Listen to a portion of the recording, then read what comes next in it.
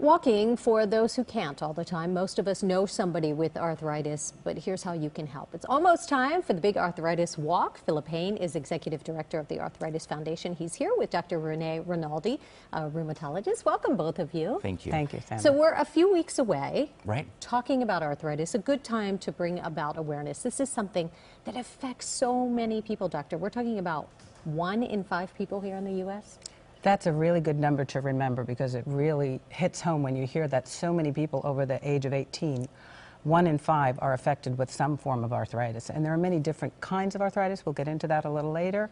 But yes, it's a very, very common condition. And in fact, children, 1 in 250 children, some under the age of 1, can also have arthritis. And I know sometimes it's very painful in children. We think about arthritis as sometimes as an older person's illness, but it's not. And when it affects kids, it can be so heartbreaking. They can't do the things that other kids are doing.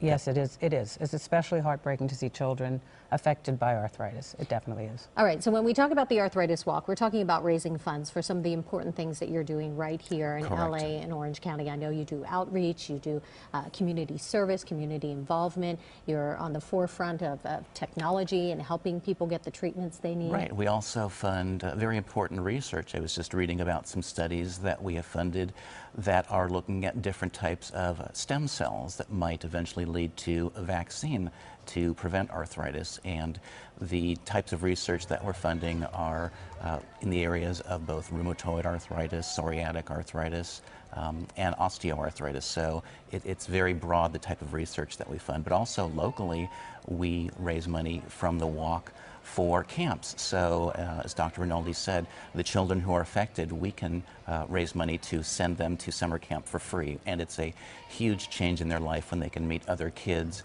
with similar conditions and feel like they're not alone. Yeah, how fun for the kids, and what a relief for those parents that they know their kids, there is some place for them to go during the summer. You call it the Walk for the Cure. Doctor, how close are we to a cure? We have made significant inroads in the last 20 years in treating certain forms of arthritis.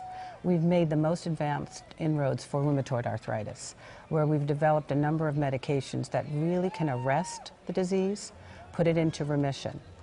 We're getting there with lupus. We're not there yet, but we're where we were 10 years ago with rheumatoid arthritis with lupus. We're developing, we've got some drugs in the pipeline. We're figuring out the autoimmune mechanisms that will lead us to developing. Psoriatic arthritis, we've developed in the last couple of years some amazing medications. All of this results from understanding the immune response from research and then developing medications that can interfere with that abnormal immune response.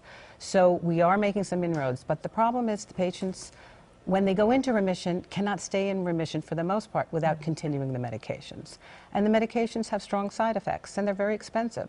So to get closer to the cure, I think we'd like to get to the point where we don't have to continue those medications, develop some treatments that don't require us to continue them. That would be the goal. Yeah. As we get older, I know a lot of things start to hurt and ache, and people wonder, ooh, is it something more serious? How do we know when it's arthritis? Is this something that requires a medical opinion? Well, quite simply, arthritis is inflammation of a joint. And there are many different kinds of arthritis. There are 100, and they may manifest it with different symptoms.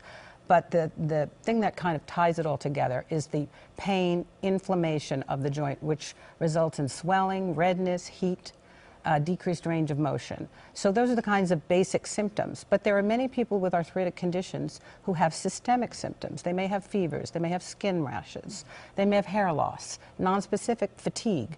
And so those can also be signs. What I would say is if you're having any of those symptoms and they're persisting or recurring, then it's a wise thing to seek medical attention. When we talk about all these symptoms, that's why the walk is so important. Philip, I know you said you're going to be out there. Doctor, you're going to be out there as well. 2 locations for this walk, LA and Orange County. Again, it's coming up in a few weeks. May 21st. It's very fun. You said it's a great Absolutely. event. So for more information about the Arthritis Walk, just go to our website. It is kcal9.com and click Seen on TV. Thanks for being here, both of you. Thank you. Thank you.